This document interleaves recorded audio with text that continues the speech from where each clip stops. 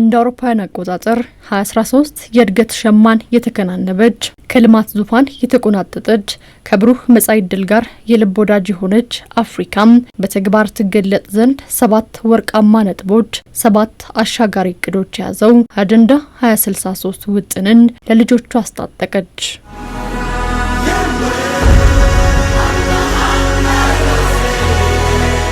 ከዛሬ 13 ዓመታት በፊትም አፍሪካውያን አቧራ የሸፈነው ሀብታቸውን አራግፈው ጨለማ የጋረደው በረከትን ገልጠው በሁለት እግሯ የቆመች የእድገት ተምሳሌት የሆነች አህጉር ትፈጠር ዘንድም ትኩረታቸውን ለግሰው ወገባቸውን አጥብቀው ወደ ተግባር እነኋሉ።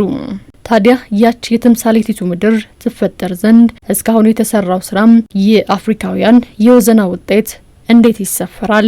የ2025 እና 24 ሪፖርት በሚታይበት ሰዓት ለምሳሌ ባለፉት 2 እና 3 ዓመታት ውስጥ 10 የሚሆኑ ሀገራት ብቻ ናቸው ሰክሰስፉሊ ከ60 እና ከ50% በላይ የታቀዱ እቅዶችን ማሳካት የቻሉት። ከዚህ ውስጥ ስታይ የተወሰኑት በኢንፍራስትራክቸር፣ በኢኮኖሚ ፕሮግረስ፣ በኢነርጂ ኮኔክቲቪቲ እና በኤሌክትሪክ ዲጂታላይዜሽን እና የተሻሉ ፐርፎርማንሶች እንደ ሀገር የታዩበትና የተሻለ ፐርፎርማንስ የታየበት እድል አለው። ከእነዚያ የእድገት ደጃፍን መክፈቻ ቁልፎቹም 7 ነጥቦች መካከል ቀጠናዊ የንግድ ትስስርን መመስረት የሚለው ተጠቃሽ ነው።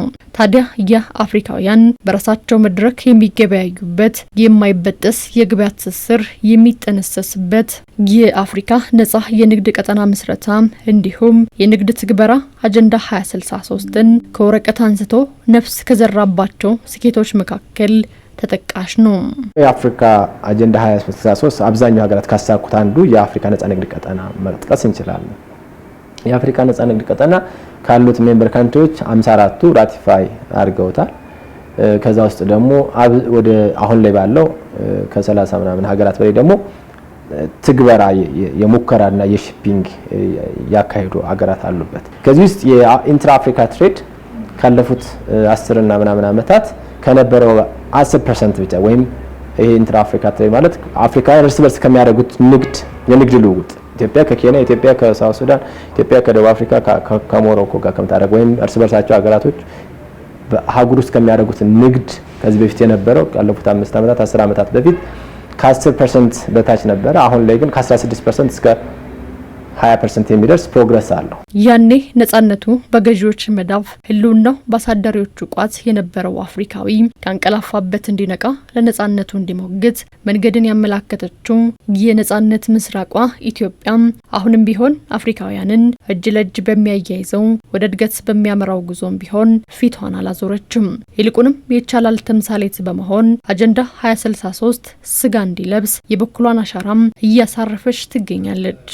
ባለፉት 2 እና 3 ዓመታት ውስጥ የአፍሪካ አጀንዳ 2063ን በጥሩ ደረጃ ፐርፎርም ካደረጉ የመጀመሪያው ቶፕ 5 ሀገራት ውስጥ ኢትዮጵያን ሜንሽን ማግኘት ይቻላል። ሪፖርቶች ማለት ህዳሴ ግድብ ግንባታ አለ። ከሱ የሚገኙ የኤነርጂና የሌሎች ንግድ ትስስሮችን ከጎረቤት ሀገራት ጋር የማስተሳሰሩ ሂደት ቀጠናውን በኤነርጂና በኃይል የማስተሳሰር ሂደት አንዱ ተደርጎ ሊታይ ይገባል። አሁን በኢንዱስትሪያላይዜሽን እንደ ኢትዮጵያ ያሉ ሀገራት ያሳለጡ ነው።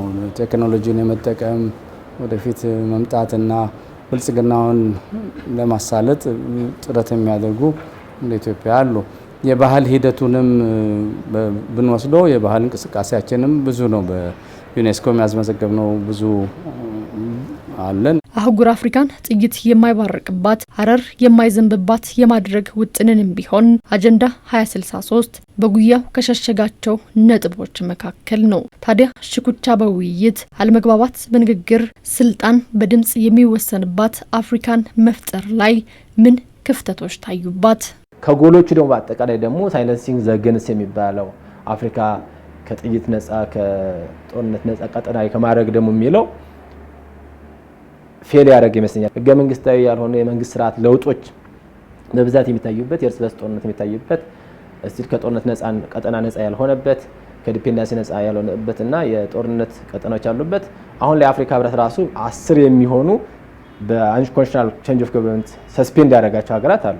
ሪፖርቶች እንደሚያሳዩት ይሄ የሚያሳየው ሳይለንሲንግ ዘገን የዲሞክራሲ ልምምዳችን የምናምን ልምምዳችን ገና ያልተሻገርነው እንደ አፍሪካ እንደ ሀገር መሻገር ያለብን ጉዳይ ነው ያስባል። የመንገዱ ሂደት ብዙ ተሰርቷል፣ ግን አልተሳኩም። አሁን እንደ 50 ዓመት የሃይዌይ ትልልቅ መንገዶችን አፍሪካን ለማያያዝ እየተሞከረ ነበረ። የአፍሪካ የአየር ንብረትም ችግር ነው፣ ብዙ ያስቸግራል፣ ብዙ ወጪ የሚጠይቅ ነው፣ ቴክኖሎጂ የሚጠይቅ ነው።